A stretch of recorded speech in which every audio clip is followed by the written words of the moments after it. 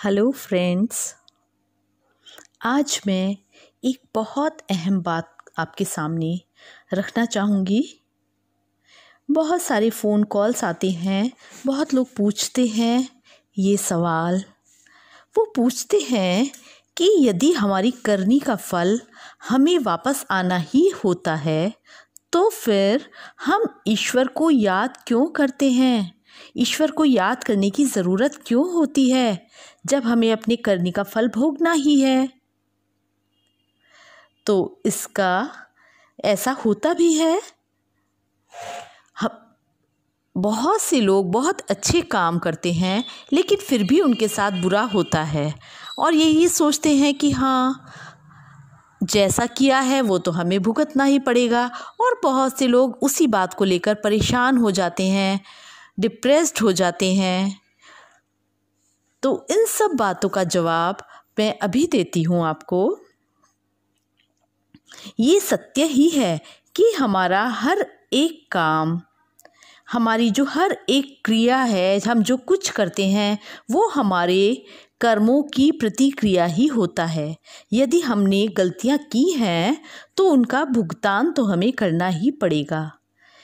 परंतु अगर हम ईश्वर को याद करते हैं तो हमें अपनी हर गलती की सज़ा भोगने की हिम्मत मिल जाती है, हमारा मनोबल बढ़ जाता है।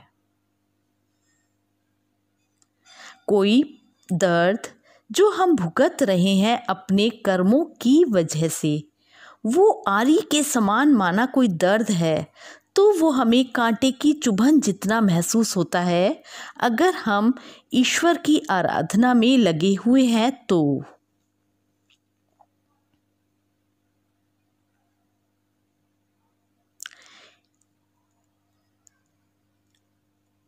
ये जो हम कर्म फल के आधार पर जो कुछ हमारे साथ हो रहा है, अगर ईश्वर की आराधना में हम लगे हैं तो उस मुश्किल समय को हमें स्वीकार करना सहज हो जाता है।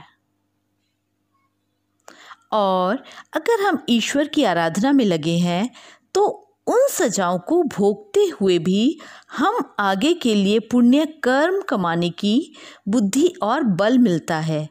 हमें पता है कि अब हम आगे अच्छा कैसे करेंगे, पुण्य कैसे कमाएंगे। जो कुछ आज हम भुगत रहे हैं वो हम उस चीज़ को रिपीट ना करें ताकि आज जो भुगत रहे हैं कल हम ना भुगतें।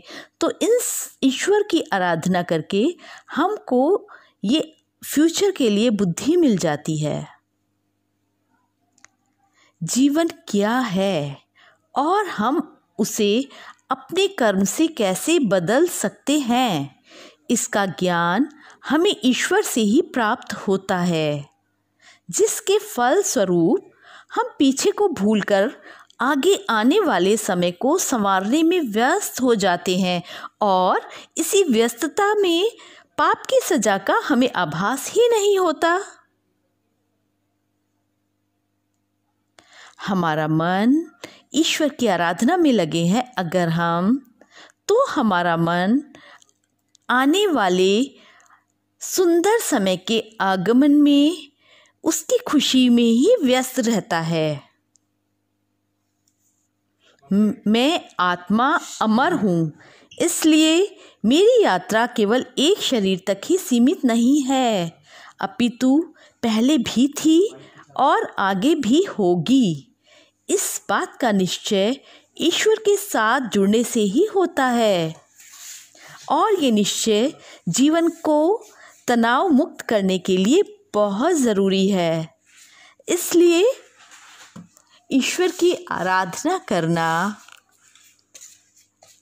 पाप कर्मों को जो कुछ हमने किए हैं उसको सहजता से भुगतने के लिए, सहजता से उस पल को काटने के लिए, हमें अपना फ्यूचर बहुत सुंदर बनाने के लिए ईश्वर की आराधना करना बहुत ज़रूरी है। इसलिए अपने मन में ये शंका बिल्कुल भी ना लाएं कि जो कुछ हमने किया है, ये सब लोग इस बात को मानते हैं, जो किया है उसको तो हमें भुगतना ही है, तो फिर ईश्वर की आराधना क्यों करें।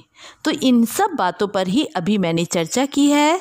तो ईश्वर की आराधना करें, अपने मन को निर्मल बनाएं, स्वच्छ बनाएं, सुंदर बनाएं और अपना फ्यूचर बहुत अच्छा बनाएं। शूली को शूल बना देते हैं ईश्वर, वो हमें भुगतना है, सहजता से भुगत लेंगे हम।